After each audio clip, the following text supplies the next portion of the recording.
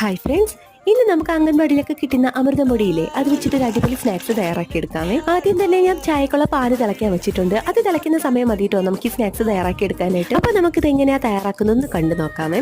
അതിന് വേണ്ടിയിട്ട് ആദ്യം തന്നെ ഞാൻ മിക്സിയുടെ ജാറിലേക്ക് കുറച്ച് പഞ്ചസാരയും 3 ഏലക്കയും കൂടെ ചേർത്ത് നല്ലതുപോലെ ഒന്ന് പൊടിച്ചത് മാറ്റി വെക്കുന്നു. ശേഷം ഒരു പാൻ വെച്ചത് ചൂടായി വരുമ്പോഴേക്കും അതിലേക്ക് 2 ടേബിൾ സ്പൂൺ നെയ്യ് ചേർത്ത് കൊടുക്കാം. നെയ്യ് നിങ്ങളുടെ ഇഷ്ടാനുസരണം കൂട്ടിയും കുറച്ചൊക്കെ ചേർത്ത് കൊടുക്കാം. ഞാനിപ്പോൾ ഇവിടെ 2 ടേബിൾ സ്പൂൺ നെയ്യാണ് ചേർത്ത് കൊടുത്തിട്ടുള്ളത്. അതിലേക്ക് അര കവർ അമൃതം പൊടി ചേർത്ത് നല്ലതുപോലെ ഒന്ന് വറുത്തെടുക്കും. പൊടി ഒന്ന് മൂത്ത് ബ്രൗൺ നിറമായി വരുമ്പോഴേക്കും അതിലേക്ക് പൊടിച്ചു വെച്ചിട്ടുള്ള പഞ്ചസാരയും കുറച്ച് ചെറിയ തേങ്ങയും കൂടെ ചേർത്ത് ചെറുതായിട്ടൊന്ന് വറുത്തെടുക്കാം. ഇനി നമുക്ക് ഇതിലേക്ക് ചേർത്ത് കൊടുക്കേണ്ടത് പാലാണ്. പൊടി നല്ലതുപോലെ കുഴഞ്ഞു വരുന്നത് വരെ പാല് ചേർത്ത് കൊടുക്കണം. പിന്നെ ഒരല്പം നെയ്യ് കൂടെ ഞാൻ ഇതിലേക്ക് ചേർത്ത് കൊടുക്കുന്നുണ്ട്. നെയ്യ് എത്രത്തോളം ചേർക്കുന്നു അത്രത്തോളം ടേസ്റ്റി ആയിരിക്കും കേട്ടോ നമ്മുടെ ഈ പലഹാരം. ഇനി ഫ്ലെയിം ഓഫ് ചെയ്താൽ തണുത്ത് വരുമ്പോഴേക്കും അത് നല്ലതുപോലെ കൈകൊണ്ടൊന്ന് കുഴച്ചെടുത്ത് ചെറിയ ചെറിയ ബോൾസ് ആക്കി എടുത്തു കഴിഞ്ഞാൽ നമ്മുടെ അമൃതം പൊടി കൊണ്ടുള്ള സ്നാക്സ് തയ്യാറായിട്ടുണ്ട്. പിന്നെ അലങ്കാരത്തിനായിട്ട് ഒരു മുന്തിരിയുടെ ഞാൻ അതിലേക്ക് വെച്ച് കൊടുക്കുന്നുണ്ട്. നല്ലൊരു ഉഗ്രൻ ടേസ്റ്റ് ആണ് കേട്ടോ ഇതിന്. അപ്പോൾ അങ്ങനെ എല്ലാവരും ട്രൈ ചെയ്ത് നോക്കുമല്ലോ അല്ലേ.